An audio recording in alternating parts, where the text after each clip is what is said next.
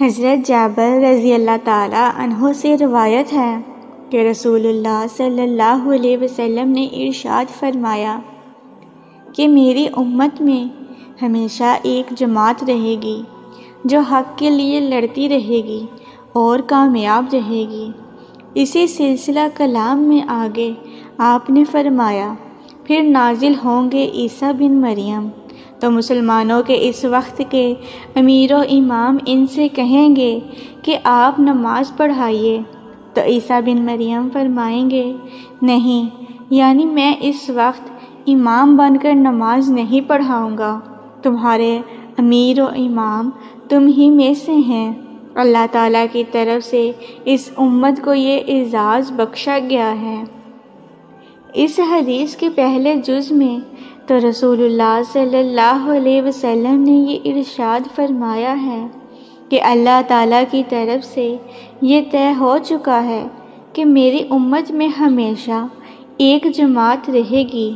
جو حق پر ہوگی اور حق کے لیے حسب حالات و ضرورت دشمنانہ حق سے لڑتی رہے گی اور کامیاب رہے گی۔ حدیث کے شارحین نے لکھا ہے کہ دین حق کی حفاظت و بقاء اور فروغ کے لیے یہ لڑائی مسئلہ جنگ کی صورت میں بھی ہو سکتی ہے اور زبان قلم اور دلائل و براہین سے بھی، اور دین حق کی اس طرح حفاظت اور اس کے فروغ کی جد و جہد کرنے والے سب ہی باتوفیق بندے دین حق کے سپاہی اور مجاہد کی سبیل الحق ہیں، اور بلا شبہ کوئی زمانہ ایسے بندگان خدا سے خالی نہیں رہا اور قیامت تک یہ سلسلہ اسی طرح قائم رہے گا۔ یہ اللہ تعالیٰ کی طرف سے مقدر ہو چکا ہے۔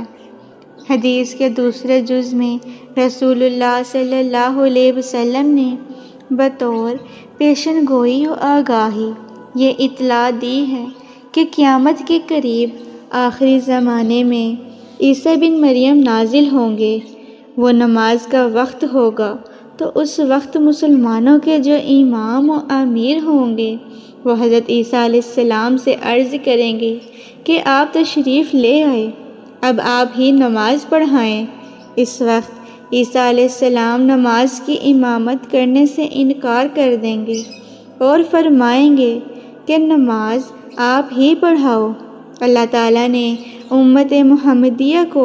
جو خواص اعزاز بخشا ہے اس کا تقاضا یہ ہے کہ ان کا امام انہی میں سے ہو۔ سنن ابن ماجہ میں حضرت ابو امامہ رضی اللہ تعالیٰ عنہ کی روایت سے خروج دجال اور نزول مسیح علیہ السلام کے بارے میں ایک طویل حدیث ہے۔ اس میں یہ تفصیل ہے کہ مسلمان بیت المقدس میں جمع ہوں گے، یعنی دجال کے فتنہ سے حفاظت اور اس کے مقابلہ کے لیے مسلمان بیت المقدس میں جمع ہوں گے۔ فجر کی نماز کا وقت ہوگا اور لوگ نماز کے لیے کھڑے ہوں گے۔ ان کے امام جو ایک مرد صالح ہوں گے، ہو سکتا ہے کہ وہ جناب محمدی ہوں، نماز پڑھانے کے لیے امام کی جگہ کھڑے ہو جائیں گے اور اقامت کہی جا چکی ہوگی۔ اس وقت اچانک عیسیٰ علیہ السلام تشریف لے آئیں گے، تو مسلمانوں کے جو امام و امیر نماز پڑھانے کے لیے آگے کھڑے ہو چکے ہوں گے وہ پیچھے ہٹنے لگیں گے کہ ان حضرات عیسیٰ علیہ السلام سے عرض کریں گے کہ آپ نماز پڑھائیں، کیونکہ بہتر یہی ہے کہ جماعت میں جو سب سے افضل ہو وہی امامت کرے اور نماز پڑھائے۔ اور حضرت عیسیٰ علیہ السلام جو اگلے زمانے میں اللہ کے نبی و رسول تھے، بلا شبہ سب سے افضل ہوں گے، اس لیے اس وقت کے مسلمانوں کے امام و امامت کی مصلی سے پیچھے ہٹ کر ان سے